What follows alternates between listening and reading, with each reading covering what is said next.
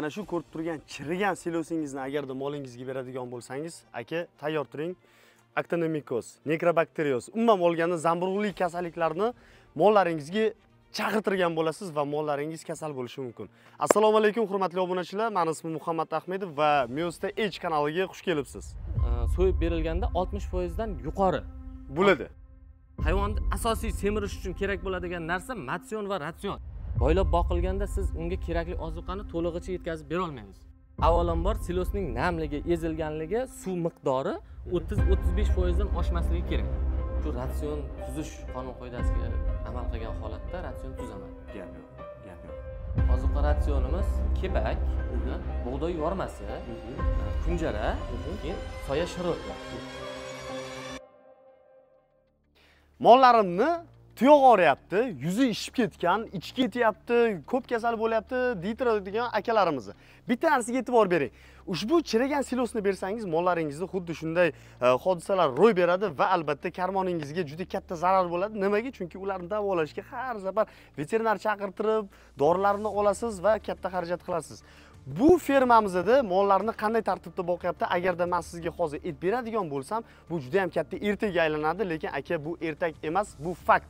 Nimaga? Chunki malakasi juda ham katta bo'lgan veterinar vrachimizni kitob bo'yicha, hamma qonun, qoida, tartiblari bo'yicha, ratsion bo'yicha mollarimizni boqar ekanlar va 2 oyda esa juda katta natijaga erishyaptilar. Hozir sizga qiziq bo'ladigan bo'lsa, albatta aka kanalimizda qoling, like bosing va agarda siz kanalimizning mehmoni bo'lsangiz, obuna bo'lishni unutmang. Greenford zoti go'sht yo'nalishiga yaxshi zot hisoblanadi. Avvalambor assalomu alaykum. Hurmatli obunachilar, mening ismim Tohirbek, Farg'ona viloyati Dang'ara tumanida veterinar vrach bo'lib 6 yildan beri ish faoliyatimni yuritaman. Gap yo'q aka. Xush kelibsizlar firmamizga. Rahmat. Firmamizdagi sharoitimiz. Hayvon zoti Greenford zoti, bu zot go'sht yo'nalishiga moslashgan zot bo'lib, bu zotni O'zbekistonda juda ham ko'pchilik go'sht yo'nalishiga boqadi. Sabab go'sht miqdori so'yib berilganda 60% dan yuqori bo'ladi. Bularda 60% dan yuqori. Bu degani o'sha Qirg'izistondagi shved zoti bilan bemalol raqobatlasha oladi. Gap yo'q, gap yo'q. Ikkinchisi juda ham yaxshi, misol uchun et oladi, semiradi, ozuqani yaxshi o'zlashtiradi o'ziga. Qarov yaxshi bo'lsa, mana firmamizda ko'rib turibsizlar, matsion ratsion holati. Hayvonni asosiy semirish uchun kerak bo'ladigan narsa matsion va ratsion. To'ppa-to'g'ri. Bu degani matsion qo'shimcha qilib aytadigan bo'lsak, xalq tilida mana bu zagon. Keng bo'sh yurishi, hayvonni bo'sh yurishi. Mana ko'rsatsangiz bo'ladi. Matsion deyotganlari bu hayvonni bog'lab turib emas, ya'ni zagonda qo'yib yorib turib boqish. Nima sababdan qo'yib yorib turib boqish foydali? Shu haqida qisqacha ma'lumot bersangiz. Mana hayvonlarimizni ko'rib turibsiz, ozuqani yeyapti. Yeb turib, o'zlari xohlagan paytda, qorni och qolgan paytda kelib yeydi. Bu birinchi o'rinda. Boylab boqilganda siz unga kerakli ozuqani to'lig'icha yetkazib bera olmaysiz. Keyin bo'sh yurganda hayvonni tuyoq, misol uchun, harakatlanganda tuyoq kasalliklari kamayadi. Yashaydi. Nisbatan kamayadi. Keyin hazm qilish yaxshilanadi. Boylab boqilganga nisbatan effekti ancha yaxshi. Gap yo'q. Silosli ratsionda boqish hayvonlarni. Avvalambor silosning namligi, ezilganligi, suv miqdori 30-35% dan oshmasligi kerak. Bu birinchi o'rinda. Kam ham bo'lmasligi kerak, ko'p ham bo'lmasligi kerak. Ikkinchi o'rinda, misol uchun ko'payib ketgan bo'lsa, mana quruq somon qo'shib turib, kam bo'lsa, suv bilan qo'shib turib, aynan o'sha foizga keltirib, ana undan keyin yem berilsa, o'sha yemni sepib berish kerak hayvonlarga. Chirigan silos masalasi. Silosda Staphylococcus, Streptococcus bakteriyalari yoki bo'lmasa zamburug'lar, o'zimiz biladigan mog'or zamburug'i, bular rivojlangan bo'ladi. Bosganimizdan o'zi achish-bitish jarayoni bo'ladi. Bular organizmga oshiqcha miqdorda kiradigan bo'lsa, Actinomycose, Necrobacteriose, sigirlar bo'ladigan bo'lsa, mastit, juda ham ko'p kasalliklar, oshqozon buzilishlari, zaharlanishlarni keltirib chiqaradi. Hayvonni hech qanaqasiga, misol bir kunda hozir 11 kilodan silos bera turgan bo'lsak, 15 kilo, 20 kilo yesa ham et olmaydi. Sabab zamburug' axlatni suyultirib chiqarib yuboraveradi. Zaharlab tashlaydi organizmni. Nima bo'lganda? Gap yo'q. Akalar, shu narsaga e'tibor beramiz. Aynan silos beradigan bo'lsangiz, aka, ochiqchasiga aytamiz, silosni sifatiga bir qarang. Nimaga? Chunki molingizni zaharlab qo'yadigan bo'lsangiz juda qiynalasiz, boya aytib o'tganimdek.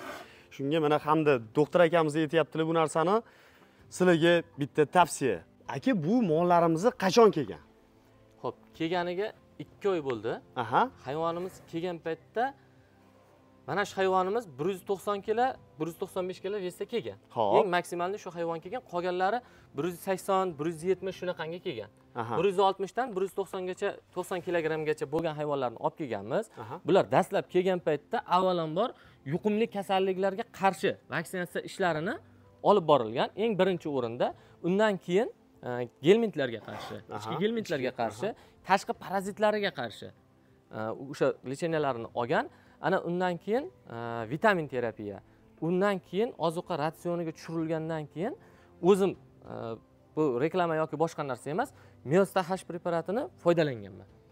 Uyimdagi hayvonga ham, bu yerdagi ham, qayerga kirsam ham Meosta H preparatini effektini men 100% misol uchun ko'rganligim sababli bu hayvonlarga ham qildirganman. Bu hayvonlarning egasi, o'sha firmaning egasi ham hozirda xursand. Gap yo'q. Ozuqa ratsionidan ham, silos holatidan ham, Meosta H preparatini effektidan ham. Gap yo'q. Hozir bir oyda necha kilogramm qo'shayotganini sizlarga videoni oxirigacha ko'rsangiz bilib olasiz. Hozir bo'lsa biz ratsionni ko'rsatamiz, keyin esa bu mollarimiz necha kilogramm qo'shganini sizlarga aytib o'tamiz. Aka, mayli, Meosta haqida hozir men o'zim mavzuni ochmadim, o'zlari ochdilar. Meosta H preparati tabiiy oqsil halol sertifikatiga ega, aka. Agarda siz foydalanib ko'rmagan bo'lsangiz, bitta foydalanib ko'ring, aka. Ishoning, natijasini ko'rasiz. Rezultati o'zingiz xursandsiz rezultatlari. Xursandman. Gap yo'q. Ozuqa ratsioniga o'tamiz, xudo xolasa, sekin asta va ozuqa ratsion qiladigan joyi bor-ku, ko'rsangiz, havas qilib olsangiz bo'ladi. Albatta, akamiz uchun bitta like. Bu yemni ko'rib bor-ku, akalar, o'zim ham ishtaham ochilib ketdi, juda chiroyli taxlangan ekan. Aka, bu har doim shunaqa taxlab chiqasizmi o'zingiz ratsionni? Ha, shunday deyarli ishlayib turgan firmalarimda yoki xo'jaliklarimga kirib turib, hayvonlarni ratsionni yem bilan boqishni maslahat beraman. Sabab kasallik kam chiqadi. Hayvonda yetarli mineral moddalar bo'ladi. Ozuqa almashinishi, organizmga yuqishi yaxshi bo'ladi. Hayvonning effekti yaxshi bo'ladi. Nimaga asoslanib ratsion tuzasiz aka? Ratsionni asoslanib tuzishim endi universitetda o'qigan paytimizda bizga o'sha oziqlantirish darsidan ratsion tuzishni o'rgatishgan. Shu ratsion tuzish qonun qoidasiga amal qilgan holatda ratsion tuzaman. Gap yo'q, gap yo'q. Sizning veterinar vrachlarimiz ko'paysin iloyim bor-ku. Rost egasim, chunki o'z kasbini sevgan inson u pulni o'ylamaydi. Birinchi o'rinda o'sha kasbini yaxshi ko'radi va pul o'zini kasbini yaxshi ko'rganidan uni quvlaydi. Va akamiz mana o'zlarining kasbini sevib, o'qib, ilm olganlar va marhamat natijasini, samarasini olyaptilar. Xo'p, ozuqa ratsionimiz. Ozuqa ratsionimiz kepak, bug'doy yormasi, kunjara, keyin soya shiroti. Bitta yaqindan ko'rsatib o'rasiz. Soya shiroti, kungaboqar shiroti makka donini sotasi bilan emas. Sotasi bilan emas, makka donini un qilib chiqarilganidan tayyorlangan ozuqa ratsioni. Undan tashqari tuz, kalsiy, mineral moddalar qo'shilgan, vitaminlar, soda qo'shilgan, ichimlik sodasi qo'shilgan. Shular asosida tayyorlanib, hozirgi holatda shu buqalarimizga berib boqilyapti. Gap yo'q aka. Hozir obunachilarimiz uchun bitta narsa so'raymiz akamizdan, bilib olamiz. Aka, hozir hammasini ochiq oydin necha kilogramm berilayotganini nimasini formulasini aytib berasiz. Xo'p, barchasini. Hayvonlarimiz dastlab kelgan holatda, meni qo'limga fermaga tushgan holatida 160 dan 190 kilogacha bo'lgan holatligi uchun kilogrammiga moslab turib 1 kilo 300 dan bir mahaliga yem.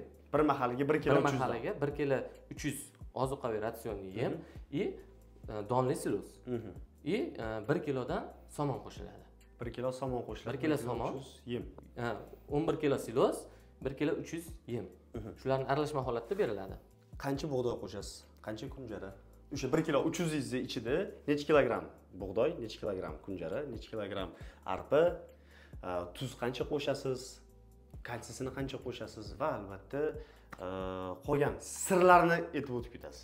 Bu yerda 1 kiloni ichida hisoblaydigan bo'lsak, 1 kiloni ichida. 1 kiloni ichida, hop, 300 gram bug'doy yormasi, 200 gram kepak.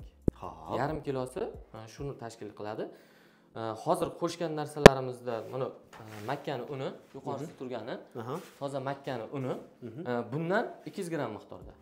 200 gram miqdorda, 300 gram miqdorini qolganini aholining sharoitiga qarab turib, agar sharoit yaxshi bo'ladigan bo'lsa, soya shiroti, kunga boqar shiroti shularni qo'shsa bo'ladi. Agar yo'q bo'ladigan bo'lsa, misol uchun ba'zi bir chekka hududlarda buni topish muammo. Oddiy kunjara. Sifatli, yaxshi kunjara. Uni kunjarani ko'paytirib tashlamaslik kerak. Sabab kunjarani ko'paytirmaslikka sabab buni hayvon boqayotganlar ham, veterinarlar ham yaxshi biladi. Kunjara tarkibida gastipol degan modda bo'ladi. Bu qonda ko'piksimon massalarni hosil qiladi, ya'ni hayvonni intoksikatsiya, zaharlanishga chaqiradi. Umumiy ozuqa ratsionni 1% dan yuqori bo'ladigan bo'lsa kunjara, hayvon semirmaydi ham, qon aylanishi buziladi. Ha. Ko'p savollar tushadi shunaqa. Sizga menimcha telefon qilishsa kerak. Ey, men molimga kunjara beryapman, uni qilyapman, lekin molim semirmayapti. Demak, kunjarani normasidan baland berib qo'yganning hisobiga shunaqa holat ko'zda kechiriladi. Gap yo'q. Shuncha ma'lumot. Akamiz uchun bilmadim, izohlarda yozib qoldiring. Rahmat deb yozib qoldiring, bir ko'rsinlar. Qiziq bo'ladigan bo'lsa, juda ham ko'proq video qilamiz akamiz bilan. Aka, rahmat, ratsion haqida juda chiroyli ma'lumot berdingiz. Silos qancha beramiz? 11 kilo. Hozirgi holat 11 kilo. Dastlab kelgan paytda 8 kilodan boshlaganman. 8 kilodan. 8 kilodan boshlaganman. Demak, bitta molimizni ertalab 1 kilo 300, 2 kilo 600 bo'lyapti kech paytgisi bilan va 11 kilo silos. 11 kilodan 22 kilo silos. 22 kilo. 22 kilo silos. Bir mahaliga 11 kilo. 2 kilo somon. Bundan tashqari. Umumiy nimasi? Summasi necha pulga aylanyapti? Xarajati, ozuqani. Umumiy bir kunlik xarajati mana bu ko'rib turgan yemlaring, umuman hamma ozuqalar, mineral moddalar, tuzlari bilan bizni yo'l kira xarajat hammasi hisoblangan. 5100 so'mdan maksimalni kelib tushgan. 5100 so'mdan kelib tushgan. Biz tayyor bo'lishi hozirgi paytda silosning narxi hamma joyda har xil. Hamma joyda har xil hisoblab ko'rishlari mumkin. Misol 11 kilo silos bizda 20 kilolik siloslar qoplanganligini 22 mingga sotilyapti. Bir kunda 22 kilo yeyapti hayvonimiz. Xo'p, 22 mingi bundan 10200 so'm 100 gram bo'ladigan bo'lsa, 13 ming so'mlik bu. Yemimiz. 13 ming so'm bir mahali. Bir mahali. Xo'p. 35 ming so'mlik ozuqa yeyapti. Bir kunda 35 ming so'mlik ozuqa yeyapti. Bitta hayvonimiz. Xo'p, o'rta hisobda agarda dori, vitaminlar bilan agarda hisoblasak 1 million 50 ming, uzog'i 1 million 100 ga aylanadimi? Shunday. 1 million 100 ga aylanyapti. Eng qiziq joyiga keldik. Akalar, mana shu ko'rib turgan molinglar boya akamiz aytib o'tdilar. 160 kilodan 180 kilogacha deb aytdilar. 190 gachamidi? 190. 190 gacha. Hozirgi paytga kelib, miyani portlatib yordi. Hozir men bilgan ma'lumotim. Aka, necha kilo dedingiz bularni hozir? 300 kilodan 350 kilogacha tirik vesda og'irlik bosadi, tosh bosadi. 350 kilogacha. 350 kilogacha. 2 oyda. 2 oyda. Qunduz boboning ertaklari emas bu. Bu fakt bu. Bu rost ekansiz. Xet yozishdan oldin aka to'xtangni, pastdagi raqamga qo'ng'iroq qilingni, bitta so'rang. Ey, yolg'on gapiryapsanmi deb. Aka 2 oy oldin tasavvur qilyapsizmi? 2 oy oldin. Ratsionning sirlarini sizlarga ochdik. Hammasini tushuntirdik. Miyozani qo'llash kerak dedik. Bitta xuddi shu ratsionni, bitta ko'chaga qo'yib yorib, molingizni zagonga qo'yib yorib, bitta boqingni, ushbu ratsionda boqing. 2 oy kuting, agarda yaxshi bes bermaydigan bo'lsa, aka, keyin esa ushbu videoga kirib, kommentariyasiga yolg'onchi Qunduz boboni ertaklarini et berding deb yozib qo'yasiz. Aka, sizga katta-katta rahmat. Gap yo'q lekin, Marko. Barcha aytgan ma'lumotlaringizga rozi bo'ling, aka. Xudo xolisa xalqimiz sizdan minnatdor bo'ladi va albatta kommentariyani o'qiysiz, xudo xolisa chiroyli gaplar yozilgan bo'ladi siz uchun. Sizga katta rahmat. Sog' bo'linglar, bizni kuzatishni davom etinglar. Siz bilan Muhammad Ahmedov edi va albatta veterinar vrachimiz Tohir akamiz. Sog' bo'linglar.